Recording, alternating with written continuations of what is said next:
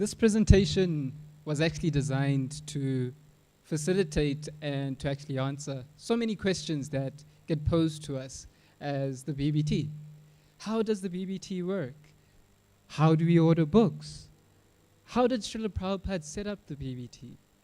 So many questions about the basic organizational structure of the BBT and how it interacts with our greater movement and society. Now, first of all, I just want to give you an overall picture of how the BBT works on a global scale. We have 8 BBT divisions across the globe. We have the North American BBT, the Latin American BBT, the North European BBT, Middle East and China, Australian, and of course us, Africa. And we also have the Indian BBT. Now, our focus obviously being as the BBT Africa division is of course the continent of Africa. And as Carisha has already pointed out, the various departments within the division of BBT within Africa. And on the continent as well, we have various ambassadors scattered throughout the various countries throughout Africa. And this makes up the overall structure of BBT Africa and the devotees who serve in it.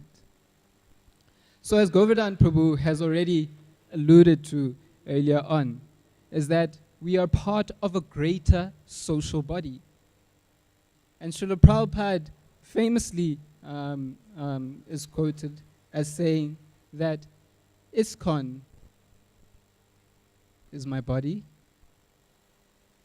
the BBT is my heart, and of course, he said, BTG is the backbone of our society. So we have these wonderful 3 products which Srila Prabhupada has metaphorically put and made an analogy against the human body. Now, if you consider the analogy that Srila Prabhupada uses, and if we study what it actually means to have a functioning social body, it means that all aspects of this body, be it the heart, be it the backbone, the entire body in itself, in order for it to function properly, all of these aspects need to be working properly. And you'll admit that if one of the aspects, if we apply the same logic, if the social body works in harmony when all of the aspects of the body are in harmony with each other, then if one of the aspects of the social body is out, then the body itself will be in some sort of dysfunction. So it goes without saying that in order for us to actually have a fully functioning and flourishing social body, a fully flourishing Hare Krishna movement, we have to have an interdependence and an understanding of how all of these elements work together. And you'll admit that once your body is happy, once your body is healthy, then of course you can dance very merrily. So, Srila Prabhupada set up the BBT and designed it with very distinct and clear purpose. Srila Prabhupada said that for every single book that is purchased from the BBT, 50% of that goes back towards the printing of books. And as Carisha has already pointed out in her presentation, for instance, these new titles that are coming up. And the other 50%, does anyone know where that goes to? Sorry? ISKCON, something a little bit more specific. Does anyone else know where it goes to? For construction of our temples. So Srila Prabhupada set this structure up very purposefully. So now it's important for us to consider why Srila Prabhupada actually made the BBT as a separate publishing house, distinct in its own authority, and created an ISKCON, and then created, or has made the statement that, back to Godhead is the backbone of our society. And the main reason, or the main reason that Srila Prabhupada has pointed out for bringing BBT or making the BBT as a separate entity from ISKCON, he said that if our temples were to in some day in the future not exist, at least my books will be there. And then from there, someone else, from that inspiration of Srila Prabhupada's books, would be able to start again. So, does everyone know why the 14th of March is so important for us? The 14th of March is BBT Only Day. And Srila Prabhupada wrote this letter to all his disciples and followers within ISKCON. And I want to specifically refer to the first line of the second paragraph, in which Srila Prabhupada has stated that the exclusive rights to print his books, his lectures, his words, his teachings, is fully reposed unto the BBT. Now, why is this important? It goes back to what we were mentioning earlier. The sale and the distribution of these books goes into maintaining our greater social body. It goes into the printing of more books. And as Vaisheshika Prabhu has pointed out, literature has the power to impact and go where we are not able to go. The Brihat Mridanga is able to play on far beyond and far longer than we can when we go out on Harinam. So the literature and the distribution of this literature is so important and so vital, and that is why Srila Prabhupada has specifically tried to repose the full authority and right of printing his books to the BBT. So,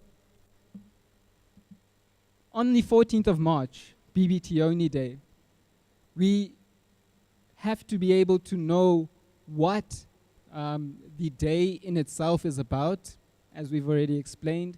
But the main educational lesson that we can take out of that is that we must know how to identify BBT books. Because proper identification of a BBT book gives us the ability to know whether or not we are giving back to our society through the proper distribution of Srila Prabhupada's books. There are so many other printings of Srila Prabhupada's books, and when those publications are actually distributed, it is actually taking away from our movement instead of giving back. So this education, this information, this lesson that we have here is specifically to drive home this point, is that we must be able to identify what are BBT books and distribute BBT only books. So it's also interesting that like I said, this presentation was designed to answer a number of questions, frequently asked questions that devotees pose to us as members of the BBT and so on.